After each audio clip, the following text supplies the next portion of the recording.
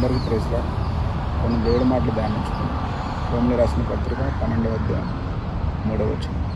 దేవుడు ఒక్కొక్కరికి విభజించి ఇచ్చిన విశ్వాస పరిమాణ ప్రకారం తాను సబుద్ధి గలవారుటకై తన్ను తాను ఎంచుకునే వాళ్ళని, అంటే ఈ లేఖనం ప్రకారం మనం చూసుకున్నట్లయితే మరి విశ్వాస పరిమాణం, మెజర్ ఆఫ్ ఫెయిత్ అనేసి మనం ఇక్కడ దీన్ని ఈ వచనం ప్రకారం మనం మాట్లాడుకోవచ్చు. అంటే మనం ఎంతవరకు విశ్వాసంలో నిలకడగా ఉండగలుగుతాము. అంటే మనకున్న ప్రతి సిచ్యువేషన్లో కూడా మనం నిలకడగా ఉన్నామా లేదనేసి మనం పరీక్షించుకోవాలి.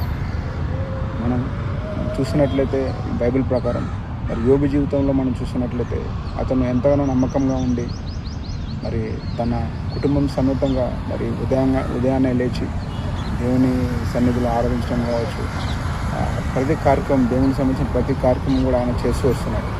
అయినప్పుడు కూడా మరి అక్కడ చూసినట్లయితే మరి అపవాది అది చూసి తట్టుకోలేక దేవుని దగ్గరికి వెళ్ళి ఆ పర్మిషన్ తీసుకొని మరి అపవాదిని శోధించినప్పుడు, మరి యోగుని శోధించినప్పుడు మనం చూసినట్లయితే తనకున్న సమస్యను కోల్పోయినప్పుడు కూడా మరి అతను దేవుని విడవకుండా విశ్వాసంలోనే నిలకడగా ఉండటం మనం చూడవచ్చు అన్నమాట.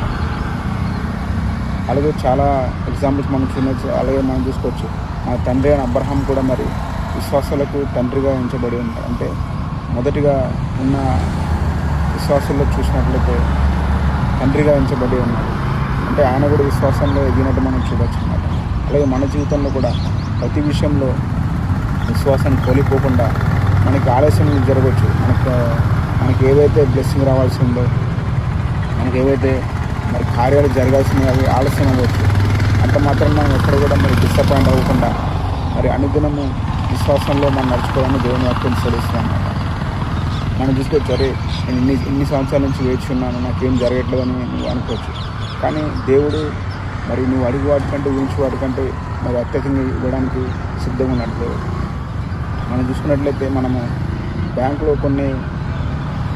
కొంత అమౌంట్ మనం డిపాజిట్ చేసినప్పుడు అది కొన్ని సంవత్సరాలకి మరి అది మనకు తెలియకుండా మనకు తెలిసి ఉండొచ్చు కొంతవరకు ఎంత ఇంట్రెస్ట్ పడుతుంది, ఎంత వస్తుంది అనేసి.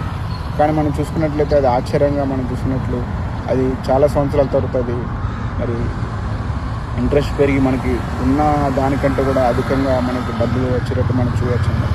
అలాగే మన విశ్వాసం కూడా అనుకోవచ్చు మన జీవితంలో ఏం జరగట్లేదు అనేసి.